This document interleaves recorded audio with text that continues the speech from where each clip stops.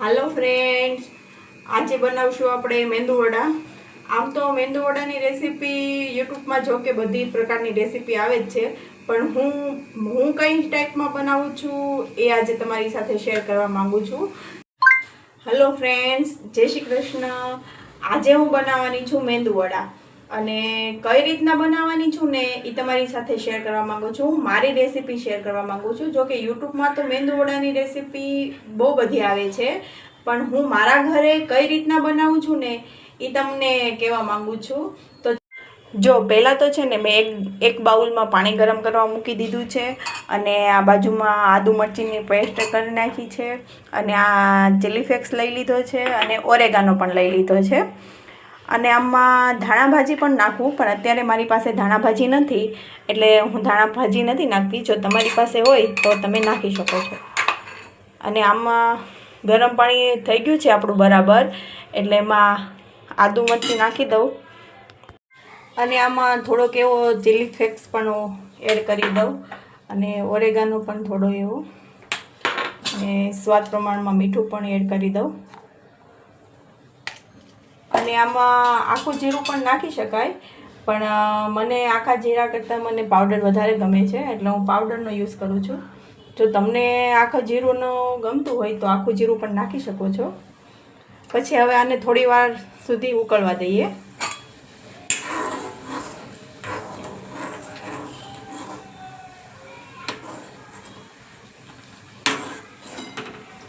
પાણીને છે ને બરાબર ઉકળવા દેવાનું છે.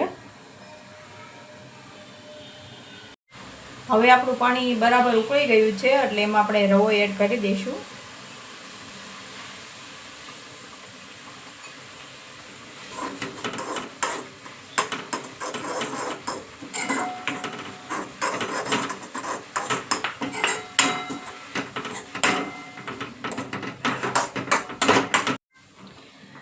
પછી આપણે એને મિક્સ કરી દેવાનું છે બરાબર હલાવીને, અને ગેસને બંધ કરી દેવાનો છે.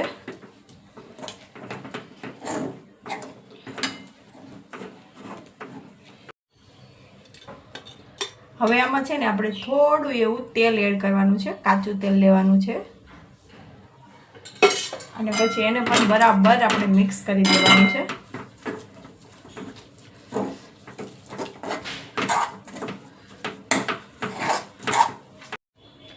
5 થી 10 મિનિટ થઈ ગઈ છે, અને માવો પણ આપણો મસ્ત એવો ઠરી ગયો છે, એટલે હવે આપણે આને મેંદુવડા બનાવવાનું સ્ટાર્ટ કરી દઈશું.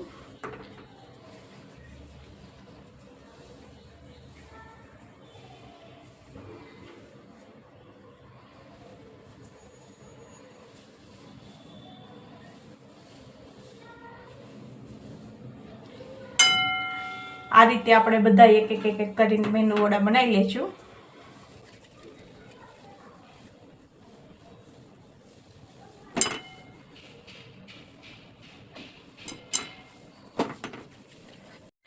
જો આપણા બધા મેંદુવડા બનીને તૈયાર થઈ ગયા છે, અને બીજી બાજુ આપણે એક બાઉલમાં થોડું એવું તેલ ગરમ મૂકી દીધું છે. હવે આપણે આ મેંદુવડાને ફ્રાય કરવાના છે.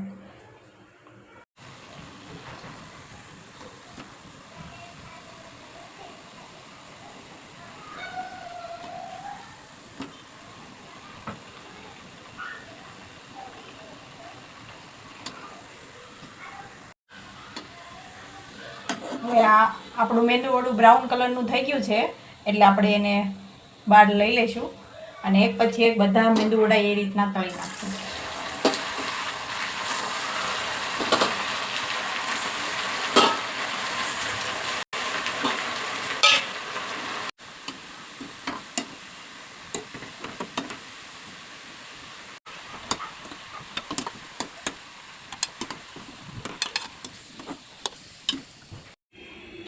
આપણા મેંદુવડા બનીને તૈયાર થઈ ગયા છે. આ ટોપરાની ચટણી આરે કે સોસ આરે કે સંભાર આરે, તમારે જેની આરે ભાવતા હોય એની આરે ખાઈ શકો છો. તમને મારા મેંદુવડા બનાવવાની રેસીપી કેવી લાગી એ કમેન્ટ બોક્સમાં કહેજો. જય શ્રી કૃષ્ણ.